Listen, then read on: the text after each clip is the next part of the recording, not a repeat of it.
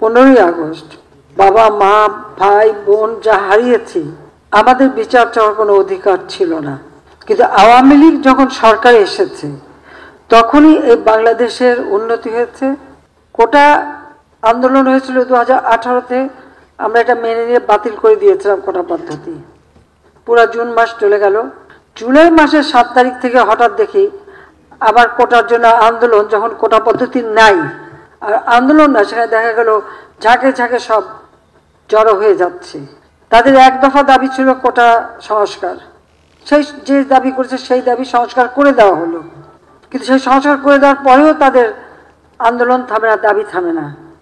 আন্দোলন কোটা আন্দোলন করছে এক জায়গায়, কিন্তু চারিদিক থেকে ঢাকার সেখানে সেই জঙ্গি ঝুঁকে একদিকে হত্যাকাণ্ড চালানো, অপরদিকে যে সমস্ত প্রতিষ্ঠানগুলি মানুষের সেবা দেয়, যেমন দুর্যোগ মোকাবেলায়, সেখানে অগ্নিসংযোগ।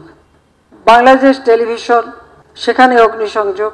সেই সেতু ভবনে অগ্নিসংযোগ। ডাটা সেন্টার, বিটিআরসি ভবন, যেখান থেকে পুরো ডিজিটাল সিস্টেমটা সারা বাংলাদেশে পরিচালনা করা হয়, স্যাটেলাইট থেকে যেখানে সমস্ত কিছু নিয়ন্ত্রণ করা হয়, সেটাকে আগুন দেওয়া হলো। তার সাথে আসলো মেট্রো রেল, অত্যন্ত আধুনিক মেট্রো রেল, দুইটা স্টেশন পুড়িয়ে দিল। এক্সপ্রেসওয়ে 2010 থেকে প্ল্যান করে সেটা টোল প্লাজা ভেঙে নষ্ট করে দেওয়া হলো যাতে চলতে না পারে। আগুনে পড়া হানি ফ্লাইওভার, সেটারও টোল প্লাজা পোড়ানো, সেটারও ধ্বংস। অর্থাৎ আপনারা একটা জিনিস লক্ষ্য করেন যে ঠিক মানুষের সেবা দেওয়ার জন্য যে কাজগুলি, সেই জায়গাগুলিতেই কিন্তু আঘাতটা হানা হয়েছে। সিটি কর্পোরেশনের ময়লা ফেলার যে গাড়িগুলি, সেগুলি পুড়িয়ে দেওয়া হলো। আজকে কত মানুষের জীবন গেছে। আর সেই সাথে সাথে পুলিশ হত্যা করে, শুধু হত্যা না, কিরকম বিভৎস দৃশ্য আপনারা দেখেন যে হত্যা করে তাকে ঝুলিয়ে রাখা হলো, পা বেঁধে উপর দিকে মাথা নিচু করে।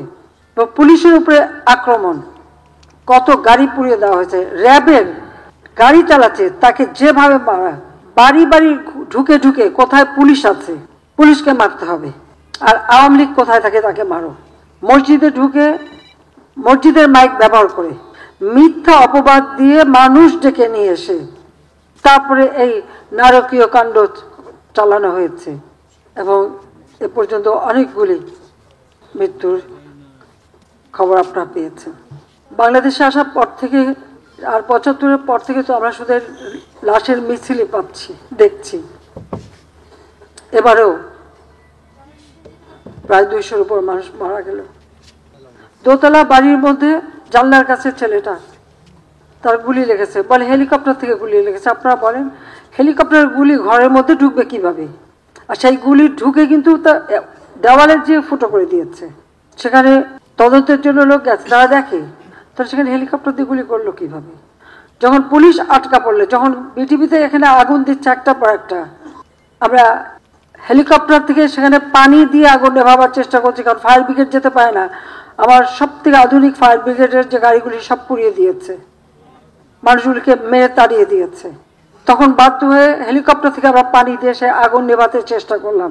সেই সময় আবার অনেক জায়গায় পুলিশ আটকা পড়লো, তার নিচে আগুন দিয়ে দিয়েছে, পুলিশ উপরে ছাদে বসে আছে, খবর দিল, আমরা হেলিকপ্টার দিয়ে তাদের উদ্ধার করলাম।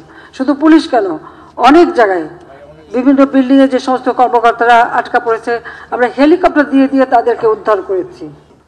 একটা জিনিস গেলে আবার গড়ে তোলা যায়, কিন্তু একটা জীবন গেলে, প্রাণ গেলে তো আর ফিরে পাওয়া যায় না। আর যারা আপনজন হারিয়েছে, যে মা তার সন্তান হারিয়েছে, যে সন্তান যার বাবা হারিয়েছে, তাদের কষ্ট আর কেউ না বুঝুক, আমি তো বুঝি। কারণ আজকে এই আগস্ট মাস, আমি তো সেই বাবা মা ভাই সব হারিয়ে সেই ব্যথা বেদনা কষ্ট নিয়েই এই বাংলাদেশে ফিরে এসেছিলাম। নিজে ছোট ছোট বাচ্চাদের মাতৃস্নেহ বঞ্চিত করে কেন? বাংলাদেশের মানুষের জন্য, যে এই দেশের মানুষের সুন্দর জীবন পাবে, উন্নত জীবন পাবে।